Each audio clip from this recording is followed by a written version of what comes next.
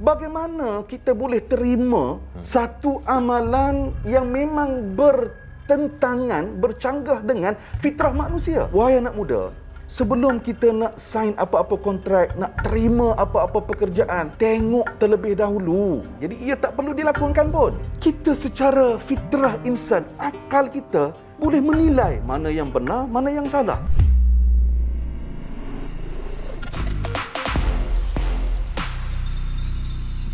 Assalamualaikum dan kembali bertemu dalam Sembang Viral untuk hari ini. Kita nak bicara tentang isu yang hangat yang berkaitan dengan maruah sebagai umat Islam, tentang cinta sejenis. Dan kita nak bersama dengan Ustaz Zarifi. Assalamualaikum Ustaz. Waalaikumsalam warahmatullahi wabarakatuh. Ustaz, mungkin Ustaz mengikuti perkembangan dalam dunia sosial hari ini, yang mana platform digital ni sangat-sangat berani. Apa juga isu termasuklah dalam memaparkan tentang BL ataupun boys love, yang mana ini memabaikkan cinta sama jenis, dan ia memang merebak di seantero dunia dengan pergerakan LGBT dan sebagainya. Dan Malaysia pun nampaknya ada anak Melayu yang usia di bawah 18 yang berani untuk buat filem-filem ataupun drama sebegini tanpa segan silu, asal dibayar on. Jadi macam mana Ustaz melihat fenomena ni kalau kita biarkan bimbang menjadi satu lagi ancaman kepada akidah umat Islam, Ustaz?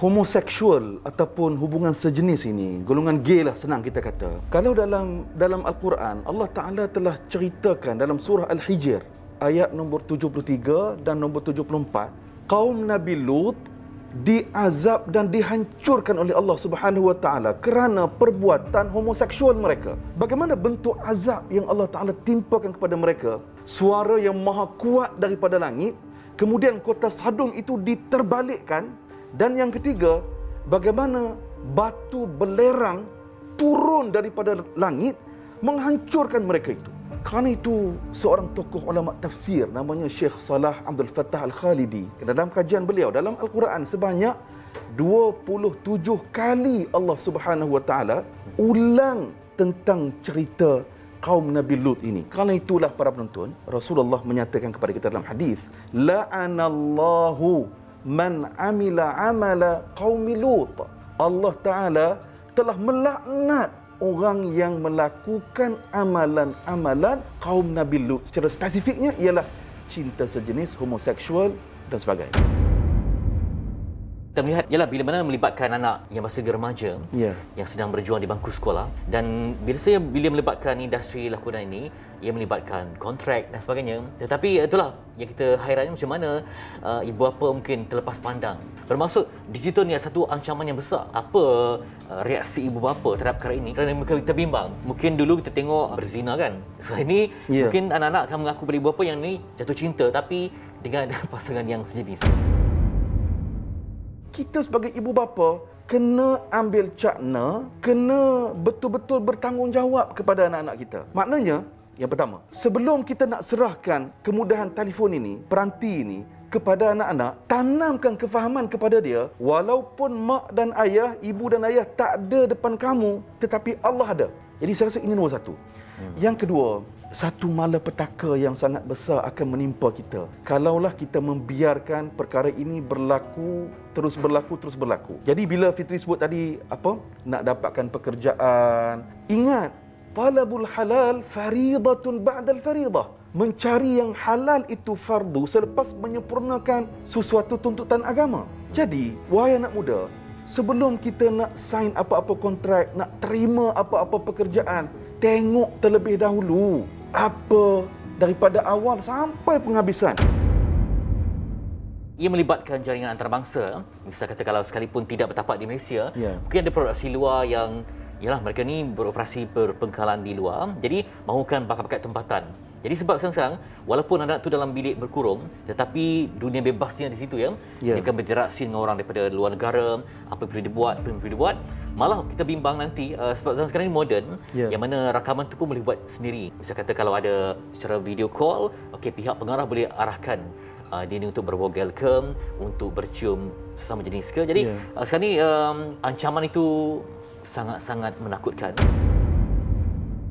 bagi kita orang beriman, para penonton, kita rasa takut sangat. Takut tu bukan apa. Yang kita takut ialah kita bimbang anak-anak kita yang ada hubungan darah dengan kita ataupun jiran kita yang terlibat dengan perkara itu. Mungkin macam Fitri sebut tadi, mungkinlah kalau aktor-aktor sebelum ini ialah orang luar. Tetapi apa yang akan berlaku kalaulah aktor itu ialah yang ada hubungan darah dengan kita. Jadi saya kira para penonton, kita sebagai ibu bapa kena ambil tindakan segera. Kena ada ilmu untuk kita menyelidik apa yang anak kita tonton, apa yang anak kita buat, dan yang paling penting sekali lah Fitri, saya rasa dalam rumah kita ini mesti sentiasa hidup suasana beragama.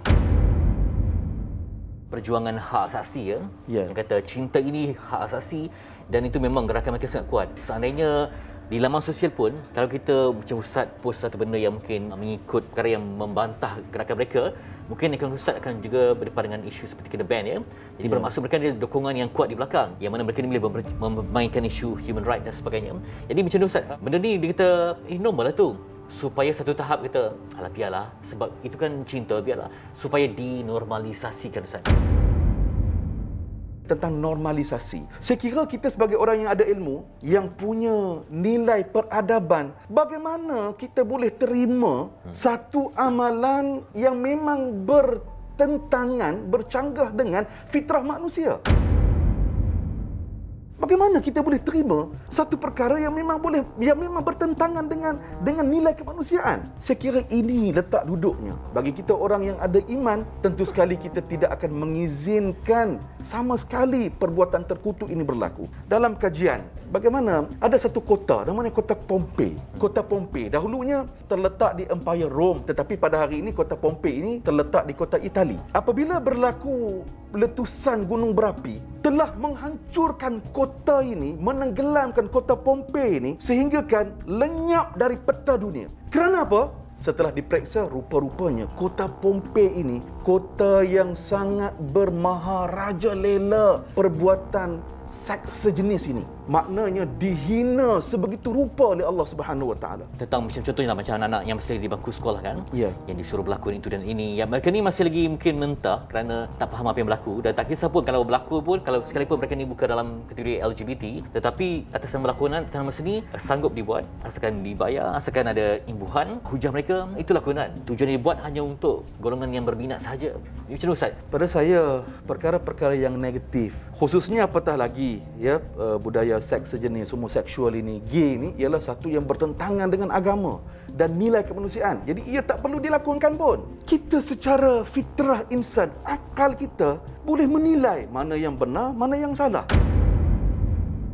Ketika PKP melanda pandemik semua, macam kita banyak dalam talian. Jadi semakin dalam talian kita ingatkan makin orang jarang berinteraksi. Rupanya makin banyak idea yang muncul disebabkan, saya ambil contohlah, dengan platform ini kita boleh interaksi dengan orang satu dunia. Di situ dapat input-input baru. Oh, kena buat macam ni. Bermaksud semakin subur nafsu untuk atas nama karya ni Ustaz. Tentu sekali lah kita mesti kembali kepada iman. Karena itu setiap hari Jumaat, khatib akan peringatkan kita semua. Ya ayyuhalladzina amanu taqullaha haqqa tuqatih wa la tamutunna illa wa antum muslimun.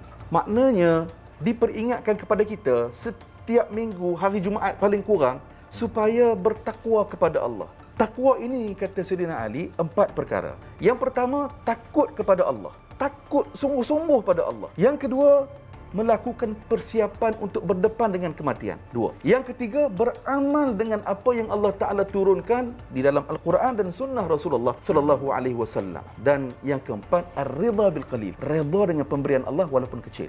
Jadi saya kira takwa ini sangat penting untuk kita janakan dalam setiap anak-anak kita. Sebab takwa inilah, para penonton, sebagai polis dalaman kita. Bila ada takwa, ya, anak-anak kita takut kepada Allah, dia jelas ini haram, jangan buat, insya-Allah ia akan memandu hidupnya jalan yang benar, insya-Allah. Itu dia. Polis dalaman ni umpama muraqabah lah.